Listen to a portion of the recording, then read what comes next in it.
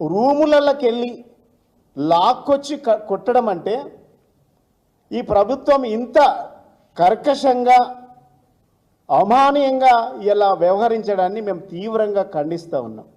అంటే మీరు ఇన్ని మాట్లాడుతున్నా కూడా విద్యార్థుల కమిట్మెంట్కి మేము సల్యూట్ చేస్తూ ఉన్నాం. ఏ సంబంధం లేని ఎక్కడెక్కడికి వచ్చి ఈ తెలంగాణ యూనివర్సిటీ భూములు గుంజుకోవద్దని విద్యార్థులు చేస్తున్నటువంటి పోరాటానికి మేము శిరస్సు వంచి ఉద్యమాభివందనాలు తెలియజేస్తూ ఉన్నాం. ఈ ప్రభుత్వాన్ని ఒకటే డిమాండ్ చేస్తూ ఉన్నాం, విద్యార్థులపై పెట్టినటువంటి అక్రమ కేసులను వెంటనే ఉపసంహరించుకోవాలి.